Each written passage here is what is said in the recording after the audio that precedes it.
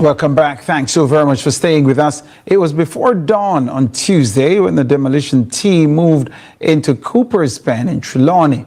By the time the operation was over, about 20 housing units had been destroyed and roughly 20 families were left without homes. Residents told the Jamaica Observer newspaper that the demolition crew arrived shortly after 3:30 in the morning with excavators and other equipment, accompanied by the police.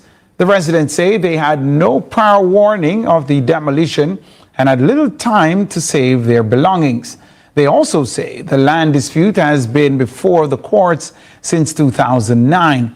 While some families say they've occupied the area for more than 3 decades, today the political question is whether the families were treated fairly and whether the state has a responsibility to ensure that people are not left without a place to go.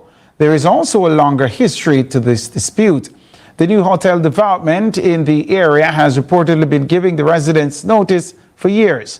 Joining me now is Dennis Meadows. He's the PNP constituency chairman for Trelawney Northern. Of course, that is represented in the nation's parliament by the JLP's Tova Hamilton. Thank you so much for joining us, Dennis Meadows. Well, thanks for having me, and good day to your viewers and listeners. Dennis Meadows, what's happening out in Trelawney, in Thompson Pen? What's really taking place? A travesty of justice. Citizens were invaded by masked men wearing ski masks. A battalion of police, the entire Era 1 command, including Westmoreland, St. James, Hanover, and Trelawney, combined division, including helicopter. And that's where the problem is for me. This issue is no doubt a private one between the landowner and occupants of the land. But the kind of state resources I saw deployed yesterday is cause for concern. This is a case where government showing anybody off in the land. Let's get that very clear. But I think the government has inserted themselves by obviously cooperating with the potential owner, because it is no secret that the land at issue here has been or in the advanced stages of changing hands with a significant hotel interest. And conveniently, the said hotel closed 2 days before demolition, told their staff not to come to work that day, and it still remained closed. But is the ownership of the... I saw deployed yesterday. Did I hear you? There's no doubt. Sorry, complete your thought. There's no doubt? There's no doubt that the kind of state resources I see deployed yesterday, the interest of private interests was put, obviously took precedent over the interest of the common man.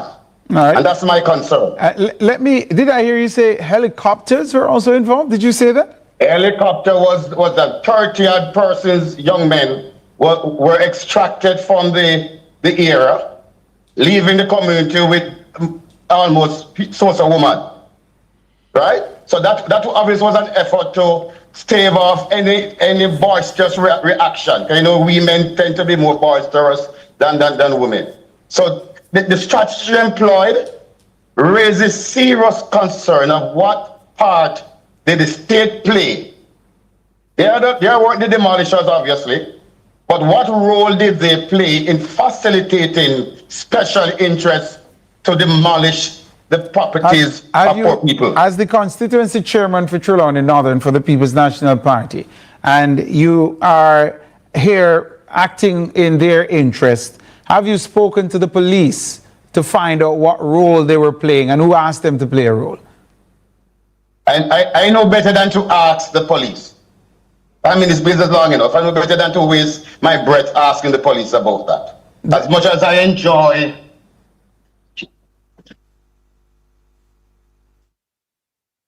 as much as I enjoy tremendous goodwill with the police down here and with the Area 1 Command, I know better than to really. You don't ask unreasonable requests of your friends. No, so what would make that unreasonable? Because I mean, this business long to know that I don't expect the police to go and tell me that, oh, this was the case. I'm not naive. No, but if the police are involved and they're asked under what circumstances did you become involved in what is being described as a pre-dawn demolition exercise, that's a reasonable question for someone seeking to hold public office to ask of the police. And as I said today, when it comes to conviction, down to evictions, the police usually play a kind of security role, minimal role, since observed from a security standpoint. Yesterday, I've never seen in all my public life and interacting with the state the kind of resources I saw employed. I am not going to ask the superintendent of the parish or the Area 1 commander what level they were present. No, but Dennis Meadows, I have to stop you there, Dennis Meadows. And the level of which they were present, it was obvious that they were engaged significantly. Dennis Meadows, but this is why my question becomes even more pronounced. You are saying to us here, and you're saying to Jamaica, that it's the first time you've ever seen police involved at this level. That should be the catalyst for you asking the police why were they so involved. As I said to you, people preserve their interests and preserve themselves.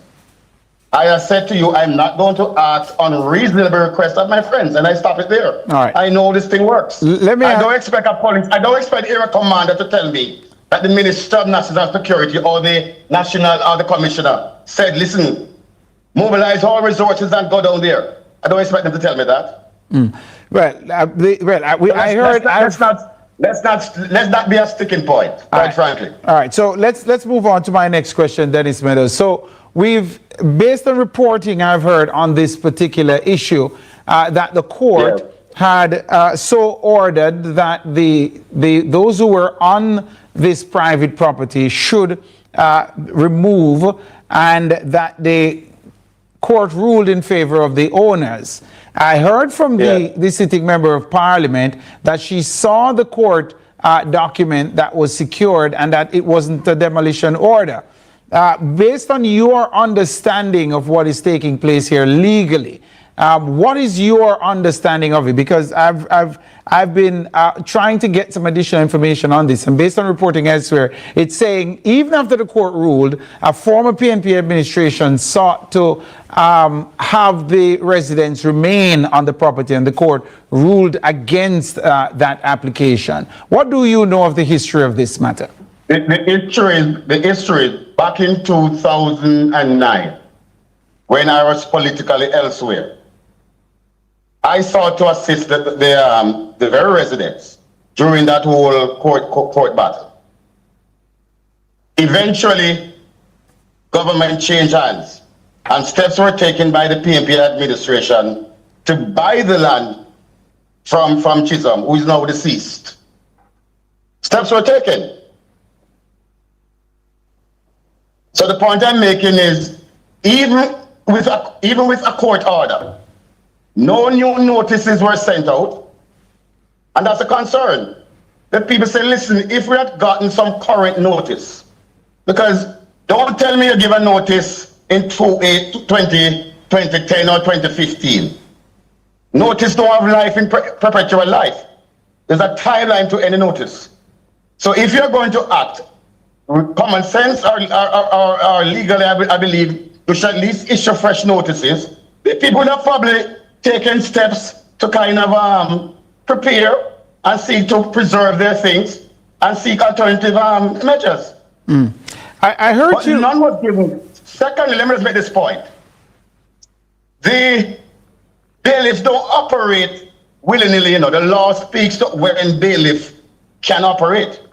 Bailiff can't come in the eve of the morning or after 6 o'clock and harass you and demolish your thing there. And simply law protects its citizens so that you can enjoy your home. So if a man owe courts and bail looking for him or her, they are sure that they can go to them home after 6 o'clock. A bailiff under law can't go there or on work on weekends.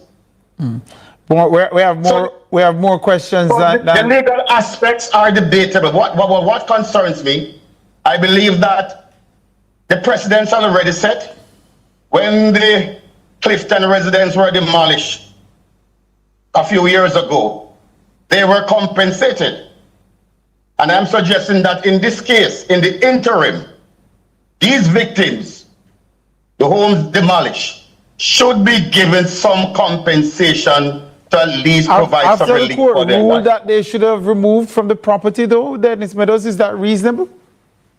Let me ask you, the demolition that took place in Clifton, was it a subject of a court order? No, I'm not talking to you about Clifton. I'm talking to you about this particular matter in which the court ruled that they ought to have been. Let me get a question out. Let me get a question out, Dennis Meadows.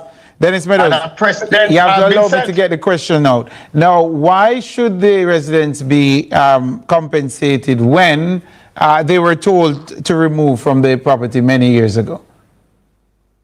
Oh, we're coming back with Dennis. All right, I'm told I can't come back with you. Hold the response, Sir Dennis, until after the break. We're staying with us. This is Lead Story. I'm Tyrone Reed. We have with us the chairman of the constituency for the Trelawney Northern constituency, that is Dennis Meadows. We're talking about the demolition of more than 30 households is what it's being reported in Cooper's Pen out in Trelawney.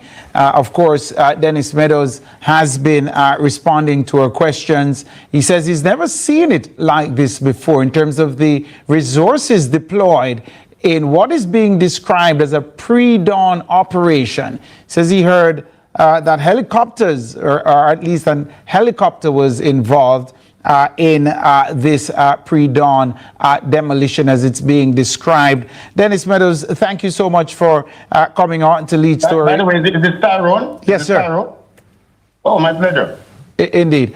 All right. So, Dennis Meadows, I was asking you, on what grounds would the government need to compensate these individuals if the court has ruled in favor of the landowner, and this has happened over time, even with the intervention of successive administration, that would be in particular People's National Party administrations, to try to get the court to change its mind on this matter, and they haven't. They've ruled consistently in favor of the landowner. Why should the occupants who illegally occupied be compensated?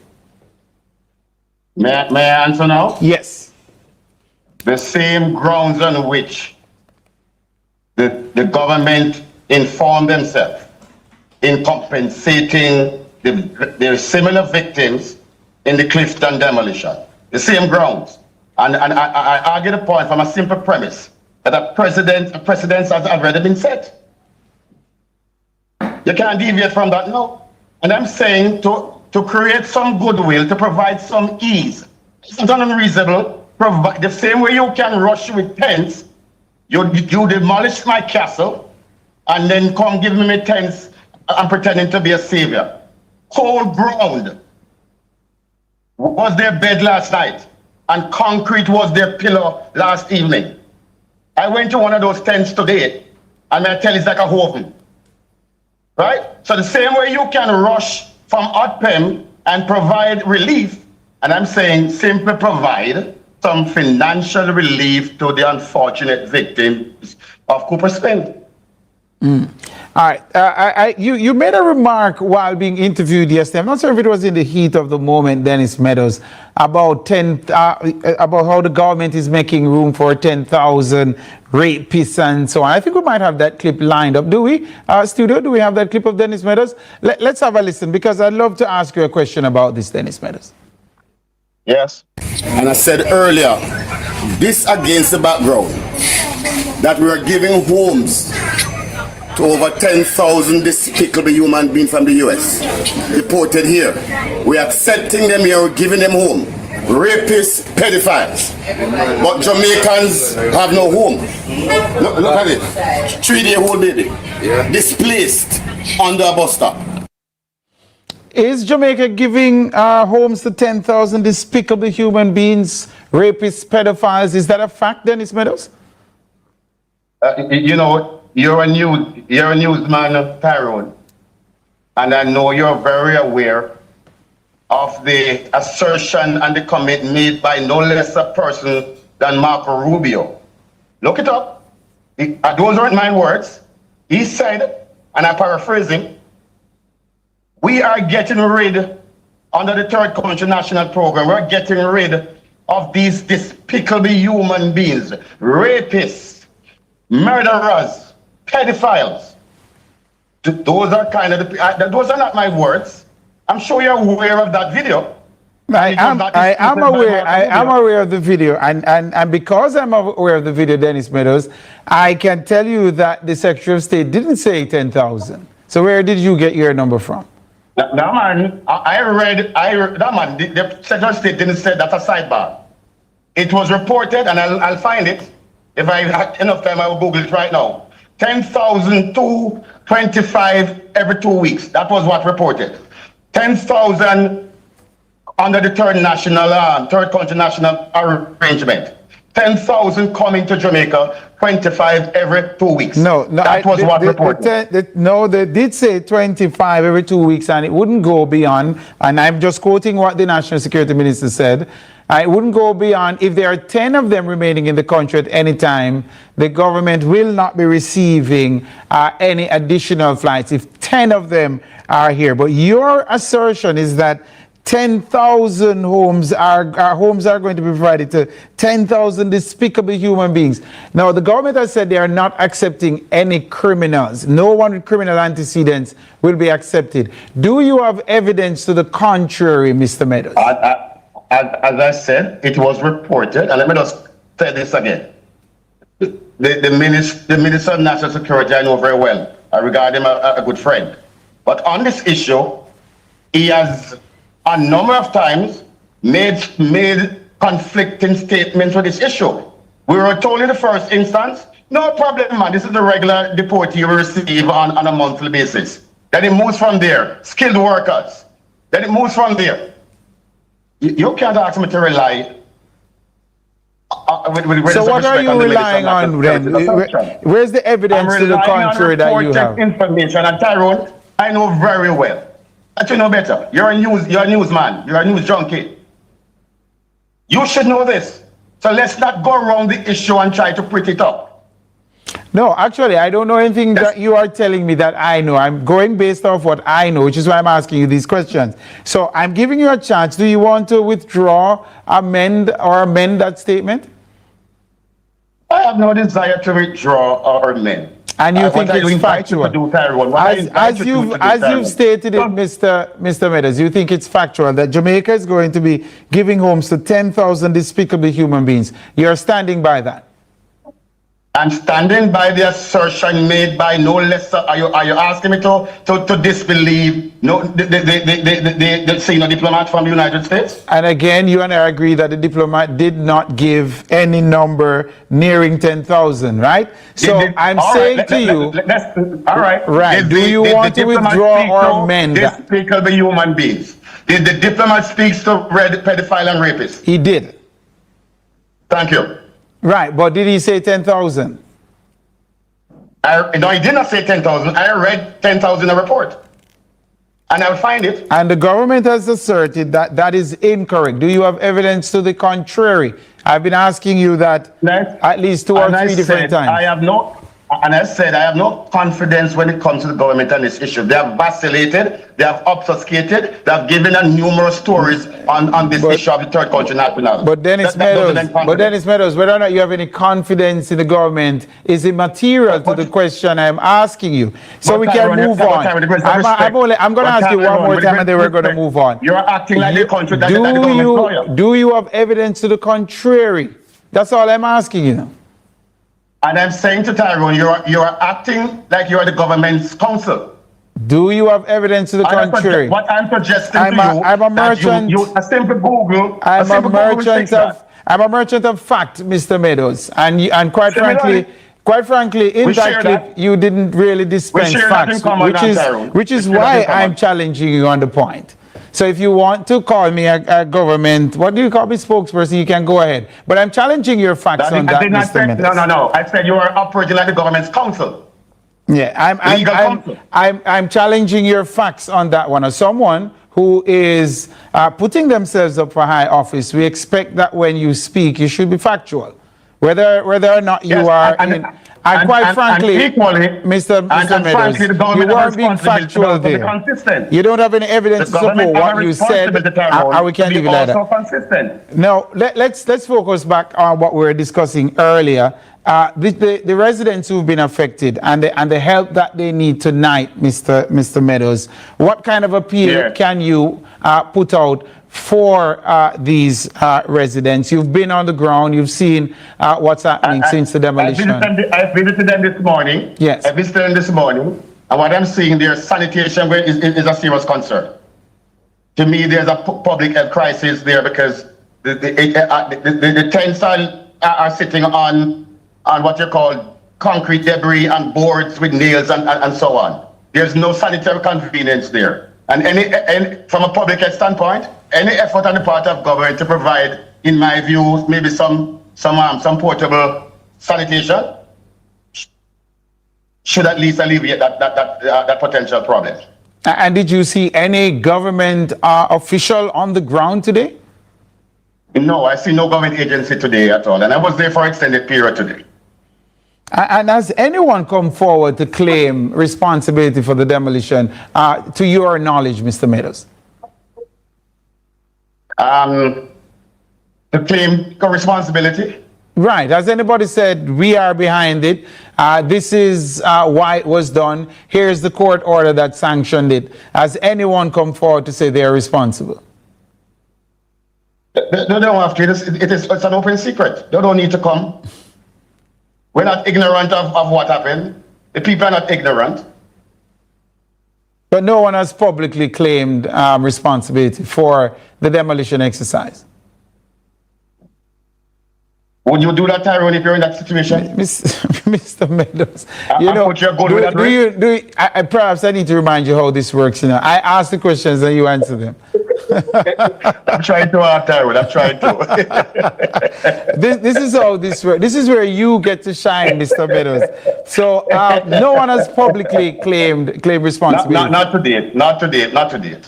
But pre-dawn, Mr. Meadows. But that would be a redundant exercise, though. Don't you think so?